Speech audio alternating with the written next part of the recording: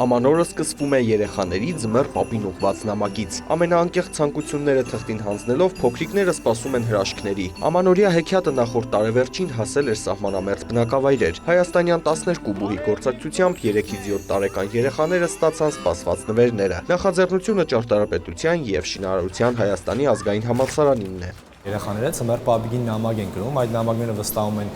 մեզ եւ մենք այդ նամակները տեղափոխում ենք Երևան։ Նամակները երբ որ հասնում են արդեն Երևան մեր մոտ, թվայնացումից հետո ուսանողներ են մոդենում, պրոֆեսորատասխոսական անձնակազմ է մոդենում, վարչական անձնակազմ է մոդենում եւ յուրաքանչյուր անհատ իր ցանկությամբ վերցնում է նամակ եւ դառնում է ինչ որ երեխայի Սանտա։ Գրենական պիտույքներից մինչև հեծանիվ։ Ուսանողները ձմեռ պապի եւ Ձյունանուշի կերպարներով 6 օր շրջել էին Վայոց ձորի եւ Սյունիքի մարզերի 65 գյուղում, Արենիից Տաթև։ Կա թիրախային խումբ, դա սահմանամերձ եւ սահմանապահ գյուղի երեխաներն են եւ իրենց հասանելիությունը, այսինքն շատերի համար դժվար է իրենց այդ նույն նվերը սոցիալական ծրագիրը հասցնելը եւ մատուցելը, այդ իսկ պատճառով մենք գտել ենք այդ բաց խումբը եւ այս տարիների արդյունքում մենք համոզվել ենք, որ ճիշտ թիրախային խումբ են գնել եւ իրոք իրենք ունեն այդ ծրագրում ներառվելու խնդիրը։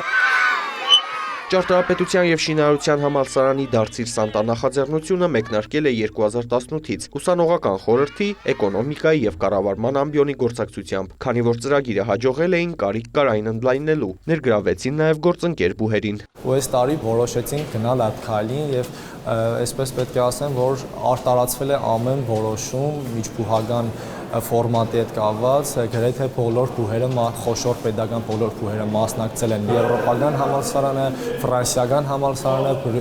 Բրյուսելն է մասնակցել, սլավոնական համալսարանը մեր այդ ծրագրին մասնակցել, ինչպես նաև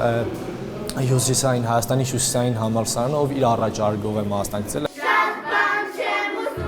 Մասնակցել են նաև Մայր բուհը, բժշկական, պոլիտեխնիկական, մանկավարժական համալսարանները, կոնսերվատորիան, գեղարվեստի, թատրոնի և կինոյի պետական ինստիտուտները։ Ուսխորհրդի նախագահի խոսքով նախաձեռնությունը 1404 փոքրիկի ժպիտ է պարգևել, ինչն իրենց համար ամենամեծ գնահատականն է։ Արամ Մարանդյան, Ժիրայր Հաբետյան, լուրեր։